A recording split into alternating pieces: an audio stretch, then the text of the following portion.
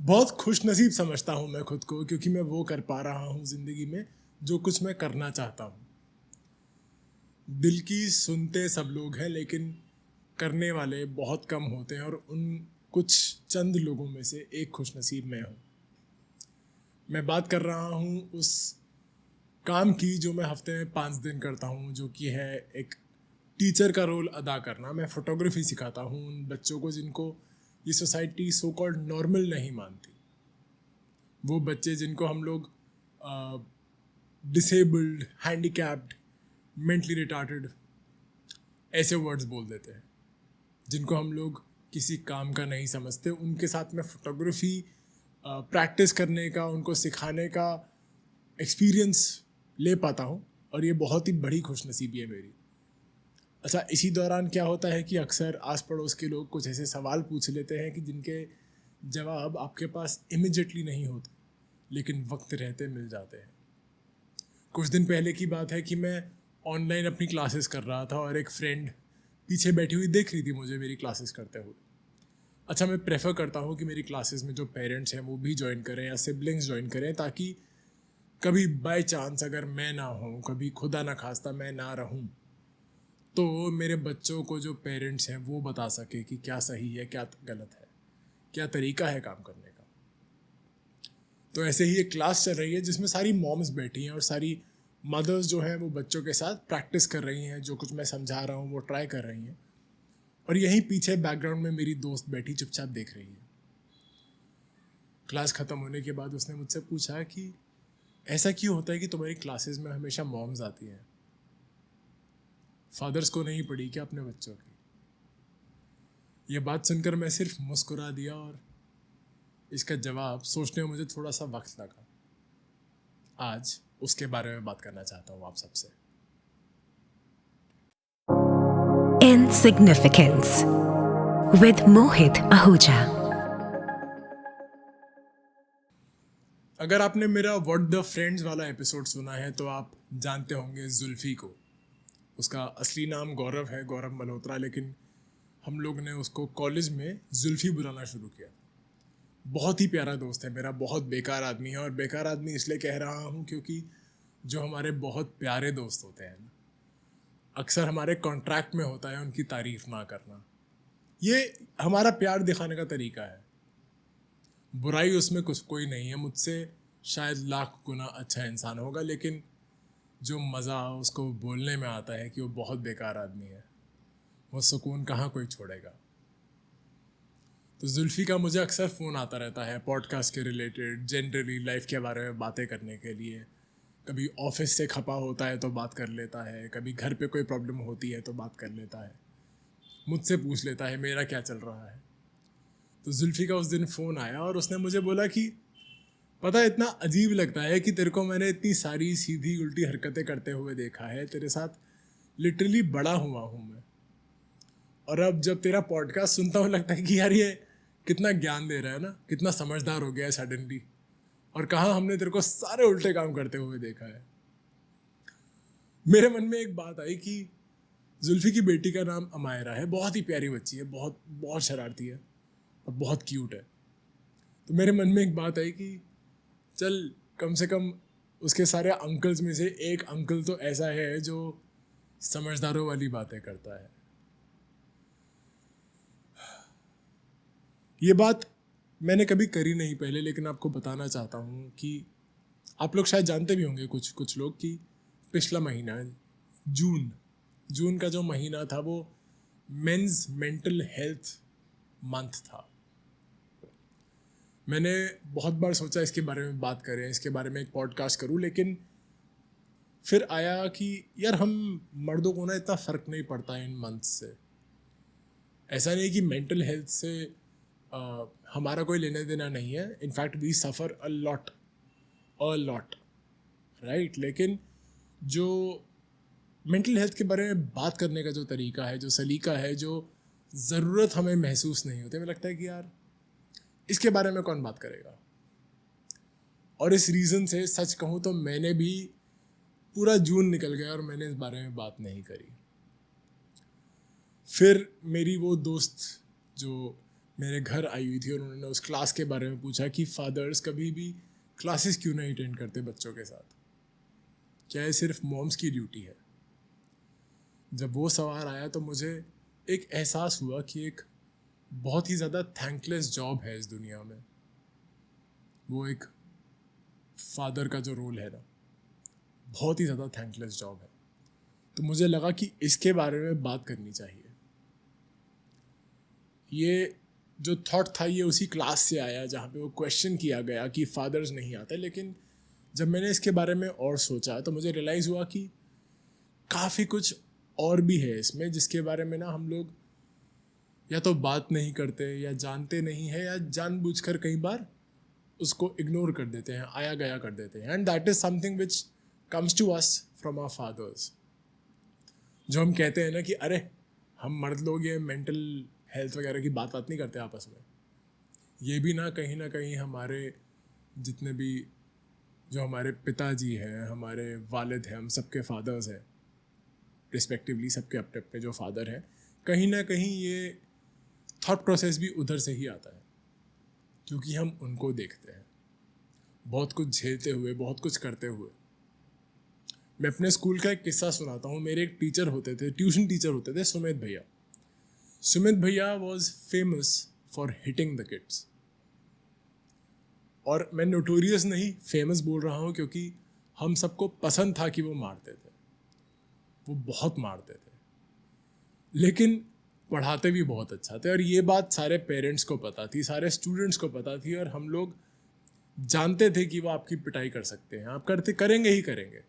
इसके बावजूद स्टूडेंट्स उनके पास साइन अप करते थे, उनके साथ ट्यूशन पढ़ने जाते थे। वैसे ही मैं भी पहुंच गया। हम लोग तब दिल्ली में रहते थे, और दिल्ली के ही साउथ दिल्ली के एक जगह है आर के पुरम, रामकृष्णपुरम।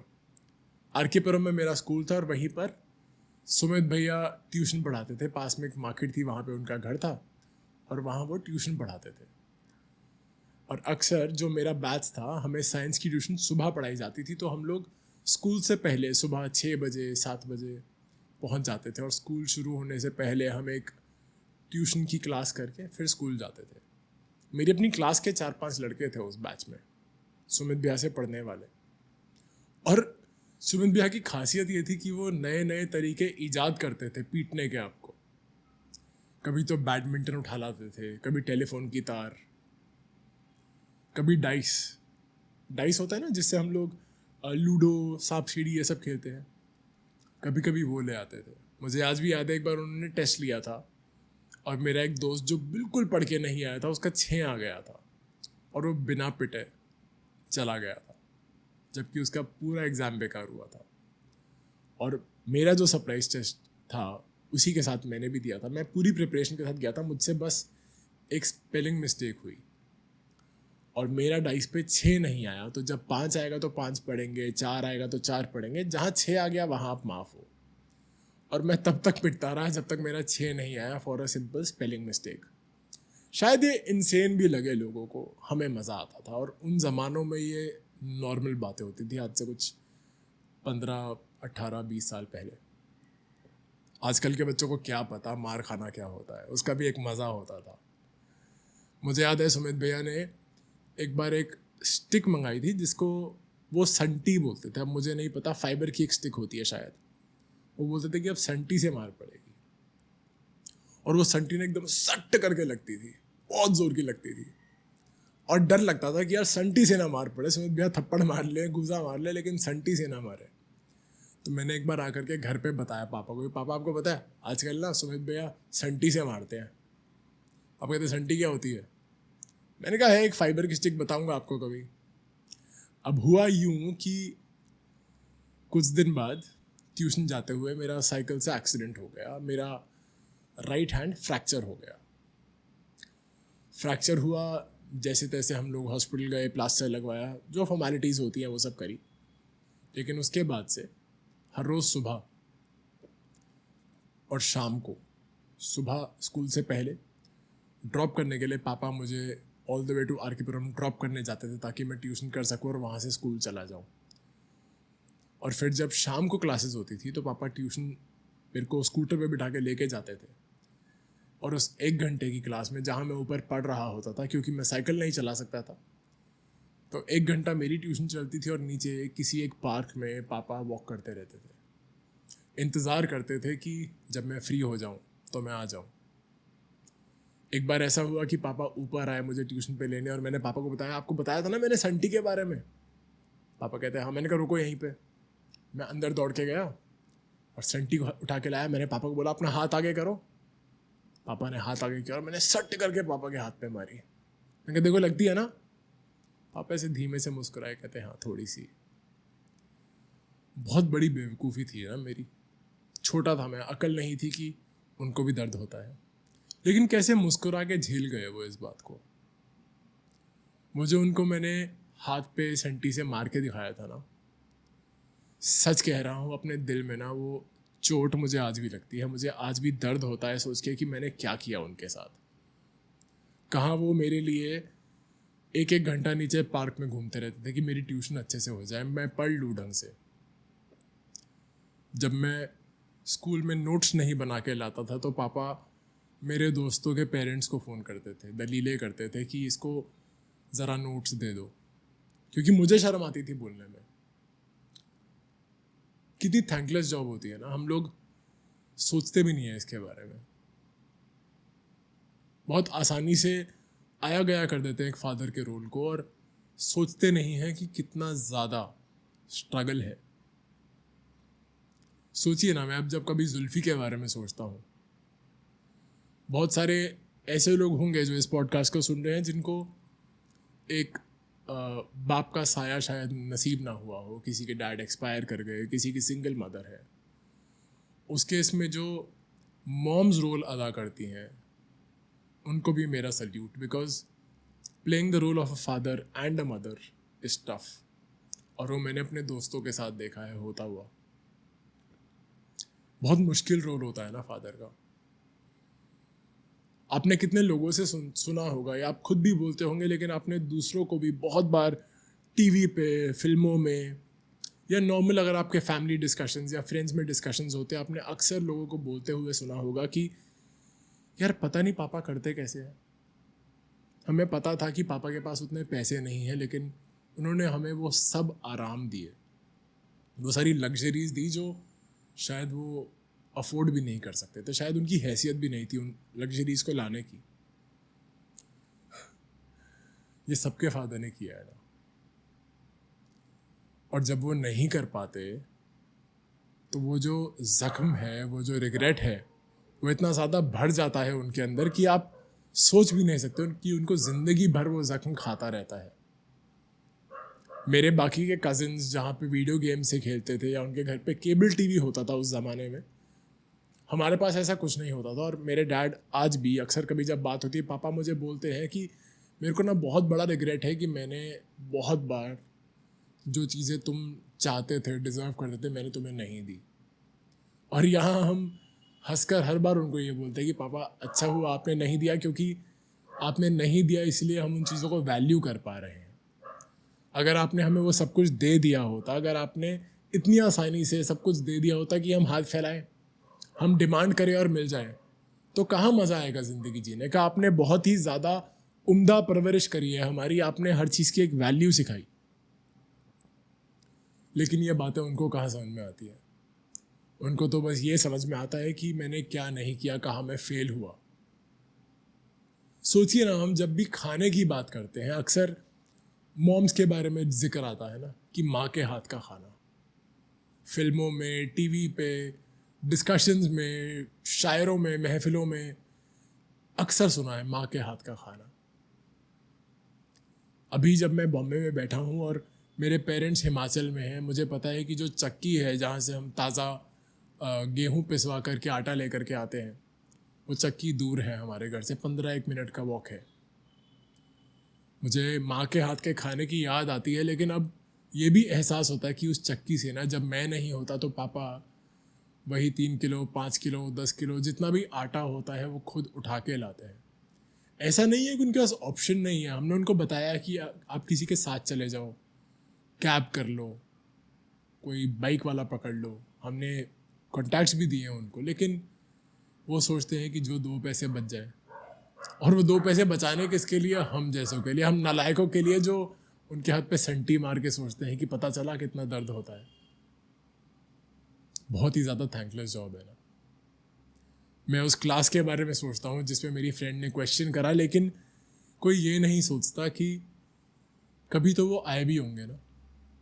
बहुत बार हुआ है जहाँ पे कोई मॉम ट्रैवल कर रही होती है और जो फादर है वो छुट्टी लेकर के उस बच्चे के साथ क्लास अटेंड करते हैं। ये मैंने देखा है, लेकिन एक कंक्लूजन पास कर देना, एक कमेंट पास कर देना कितना आसान है ना। और उस पर कोई क्वेश्चन नहीं करता, क्योंकि जो बाप का किरदार है वो किरदार ही कुछ ऐसा है यार कि हम लोग कुछ बोलते ही नहीं है। ये जितने बाप होते हैं ना, जो पेरेंट्स हैं, ये चुपचाप झेल जाते हैं, कोई गिला शिकवा नहीं। मेंटल हेल्थ की बात करते हैं हम लोग आपस में। अगर मैंने अपने पास्ट में जो पुराने पॉडकास्ट एपिसोड्स आपने सुना होगा, मैंने बताया है जहाँ पे मैंने डिप्रेशन फेस किया, क्या किया। लेकिन मैं अक्सर सोचता हूँ कि मेरे जो दोस्त हैं, जो खुद फादर्स हैं, who are 4-5 years elder to me और यंगर टू मी और माई एज, या फिर मैं उनके वालिदों को देखता हूँ, अपने फादर को देखता हूँ और बड़े लोगों को देखता हूँ, तो लगता है कि कहाँ से आती है ये हिम्मत? कैसे कर लेते हैं ना कि खुद से आगे ज़िंदगी भर के लिए किसी को रख देना और देखना कि बस ये खुश रहे। उस क्वेश्चन के साथ जहाँ पे वो क्लास में एक क्वेश्चन रेज किया गया कि फादर्स अटेंड नहीं करते, उसके साथ साथ कुछ दिन पहले ऐसा हुआ कि मुझे एक रियलाइजेशन हुआ। I will be 37 this year, my dad will be 77। पूरा 40 साल का फ़र्क है हमारे बीच में, बहुत बड़ा जनरेशन गैप है। घर से दूर आना एक बात है, हाँ मुश्किल होता है। एक कंफर्ट जोन को आप छोड़ के जा रहे हो, आपके जो ऊपर एक छाँव है, जो एक बरगद का पेड़ है जिसको हम बाप बोलते हैं, माँ बाप बोलते हैं, वो लोग आपको बचा के बैठे हैं, बहुत ही ज़्यादा सेफ जोन में रखा होता है। उसको छोड़ के आना एक अलग बात है। लेकिन मैं ना अक्सर वो देख पाता हूँ जो बाकी लोग नहीं देख पाते। मेरे फादर के साथ बहुत डिसएग्रीमेंट्स रहे हैं, बहुत लड़ाइयाँ हुई हैं। बहुत बार ऐसा हुआ है कि मुझे लगता है कि यार इनसे बुरा तो मेरे लिए कोई सोच ही नहीं सकता, जबकि वो मेरे लिए अच्छा ही सोच रहे होते हैं। क्योंकि जब आपको अपनी ज़िद पूरी करनी होती है, आपको लगता है कि सिर्फ आप सही हो, बाकी सब गलत है। ऐसा हुआ है बहुत बार। लेकिन अब जब घर से दूर आया हूँ और उस एज गैप को देखता हूँ, सिर्फ ये ख्याल आता है कि यार पापा इस साल 77 ईयर्स के हो जाएंगे। तो लगता है कि उन डिसएग्रीमेंट्स में कितना वक्त ख़राब कर दिया ना। सच कहूँ तो एक डर भी लगता है, क्योंकि अब मैं एक दूसरे शहर में हूँ और वो एक दूसरे शहर में है। और सिर्फ वो जो ख्याल है ना कि यार अब पता नहीं मैं उनसे कितनी बार मिल पाऊँगा, ये ख्याल ना अंदर से तोड़ देता है। आपको समझ नहीं आता कि आप क्या करो। आप ऑन वन हैंड सोचते हो कि मैं बस अभी जिस फ्लाइट, ट्रेन, बाय रोड, जैसे भी बस चला जाऊँ, लेकिन आप जानते हैं कि ऐसा करना ना उनको और कमज़ोर कर देगा। आपके सामने वो होते हैं, आप मिस कर रहे होते हो, आप बोल नहीं पाते हो। और यही रोल एक बाप पूरी ज़िंदगी अदा करते हैं। पापा ने ना मुझसे बहुत सारे डिसएग्रीमेंट्स करे हैं, बहुत बार प्यार से बात करी है, बहुत मजाक उड़ाया है मेरा। और अब पिछले कुछ 6 महीने 1 साल से थोड़ा बहुत आई लव यू बोलना शुरू कर दिया है। और अभी भी बोलते हैं कि अरे मुझे नहीं आता ये सब कुछ बोलना है, ये सब मैं लव यू क्या होता है, ये मुझे नहीं आता। लेकिन जब वो गले लगते हैं मेरे आकर के, जब मैं घर छोड़ रहा था और जितने कमज़ोर वो फील कर रहे थे ना, उसने सब कुछ कह दिया।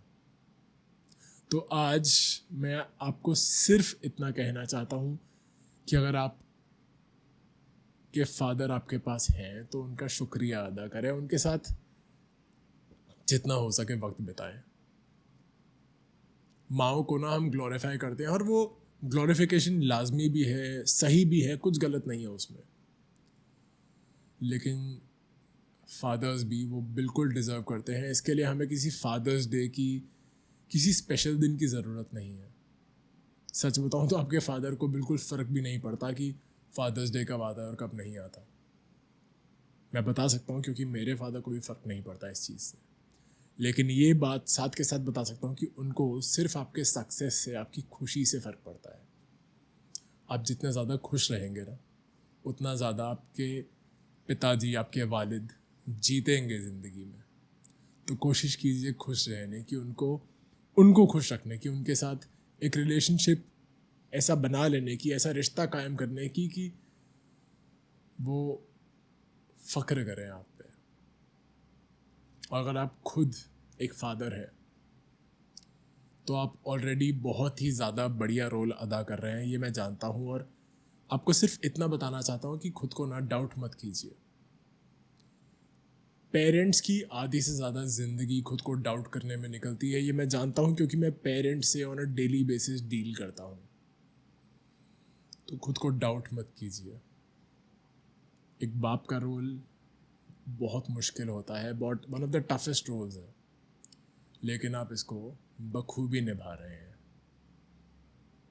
और अगर आपको लगता है कि इन बातों से आज आपको कुछ वैल्यू मिली, कुछ लगा कि हाँ यार ये एहसास पहले नहीं आया था, ये बात तो सोचने वाली है ना, कितना कुछ किया है ना हमारे फादर्स ने हमारे लिए, लेकिन हमने उसके बारे में कभी सोचा नहीं। तो कभी अगर आपके मन में ये ख्याल आए, आपको थोड़ा सा भी अच्छा महसूस हो, तो मुझे नहीं, मेरे वालिद साहब को, मेरे फादर को, उनको दुआएं भेजिएगा। बहुत बहुत सही इंसान है वो, और मैं शायद उनका 1% भी उनके जैसा बन जाऊं तो खुद को बहुत सक्सेसफुल मानूंगा।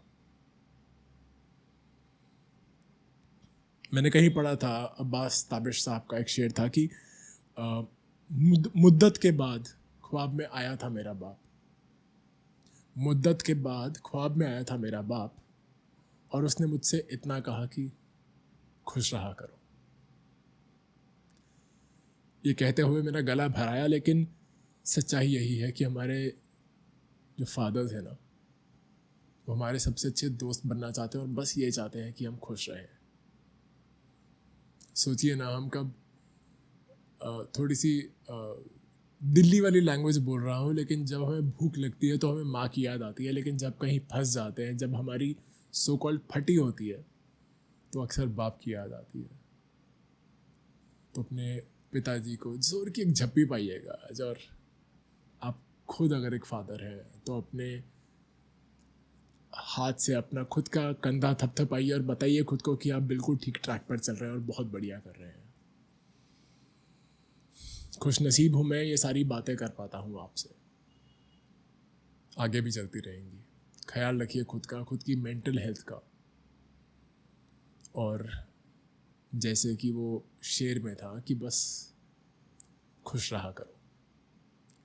मेरा नाम है मोहित आहूजा और इस शो का नाम है इन सिग्निफिकेंस। बहुत ख्याल रखिए खुद का, अपने पिताजी का, अपने माँ बाप का, अपने बच्चों का, अपनी मेंटल हेल्थ का। बहुत जल्दी फिर से मुलाकात होगी आपसे। अलविदा। Insignificance with Mohit Ahuja.